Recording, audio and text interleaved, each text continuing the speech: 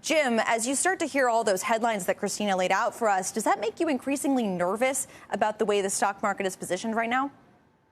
Well, yeah, it does, because you've seen it in the last 3 or 4 weeks or so. The so-called reopening stocks, the cruise ships, the airlines, and so on, been dramatically underperforming the rest of the market. And the old work-from-home stocks, by and large, have had a very good month. I think the market is starting to sniff out that there are restrictions coming. Christina laid out a lot of those restrictions, and I suspect in another week or two, that list is going to be much larger. Tom, why is it that you think the market doesn't seem to really be reacting, with the exception of a couple days here or there, to the news going on with the Delta variant? I was sort of surprised to see more muted action today, given all of the news that was coming out. I can think of 4 reasons for this. Number one, the Delta variant was really a 45-day episode in the UK, 50 days in India. So we know there is going to be an end date where in the US the virus runs out of people to infect and it slows. The second is last year, when we did have our waves of cases, the stock market peaks 34 days before cases peak. So we have to remember there's going to be a market panic. But when policymakers panic, we're okay. I think one of the third reasons is the Delta variant, while it is actually very transmissible and seeming to cause severe illness in vaccinated people, the number of deaths in the U.S. and even hospitalization rates are actually quite low, and they've actually begun to roll over in the U.S. And then finally, I just think it's not only appropriate to see these actions taken by companies, which will help mitigate things. I kind of think in the fall, many of our clients were expecting some of these mask mandates to come back as flu season comes. So I think the market's taking it in stride. So, Jim, you don't think that the market is expecting any sort of shutdowns, any sort of real impact to the economy. But what if there is some sort of change here? I mean, should investors be prepared for that? Yeah, I think they should. I mean, as it keeps going, remember, Tom laid out a lot of really good points, but at the end of the day, the decisions on restrictions on the economy, masks, possible lockdowns, can be made by politicians.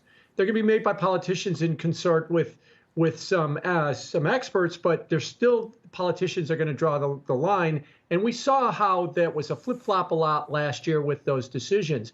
I also think that if we do see some kind of restrictions or something, you're probably going to see Congress spring into action. And the potential of stimulus, it's not off the table yet. And let's all remember back in March when we got the $1,200 stimulus checks, we had a surge into brokerage accounts that is still a record for ETF flows and mutual fund flows on a weekly basis right after those checks came. So I think some people in the market think, okay, well, if we don't get the lockdowns, then the economy continues to recover. And if we do get the lockdowns, they're going to mail a lot of money, and that money is going to wind up in brokerage accounts. We saw that in April. That's an interesting thought. Tom, ever since the beginning of the pandemic, we've had kind of this binary market idea. You've got the stay-at-home stocks, you've got the reopening stocks. In this kind of period of uncertainty, what basket would you be finding opportunity in right now?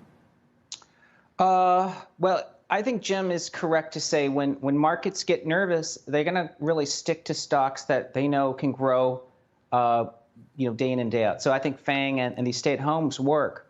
But we're also in a period where markets are generally choppy. July, August, it's just been a very tough month historically for markets to make money. So I think Delta is sort of adding to that noise, which makes me think as we get into the fall, the stocks that are going to be the biggest bargains, and as people get more confident about Delta ending, it's going to be these reopening names like the cruise lines and the hotels, the energy stocks. And these are going to be things that companies are going to have some visibility on because they'll ultimately breathe a sigh of relief as well. Jim, do you see opportunity there as well, or would you pick a different trade right now? No, I see opportunity there. The only thing I would caution against is the opening of the office is going to be the most tricky thing that we're going to, as we move forward from here. A lot of people, let's talk the dirty little secret, a lot of people don't really want to go back to the office. And if the Delta variant is another rationalization to keep them from the office, and we have to push back the reopening of a lot of offices, we're going to maybe see a wholesale change in office, and I'd be very leery of the commercial real estate market. Now, it hasn't, especially the office real estate market, really buckled a lot under this. But as we move forward, we get into the fall and we're still not opening the offices, whether it's Delta or whatever other reason we have, I think people are going to have to start to rethink that sector of the market.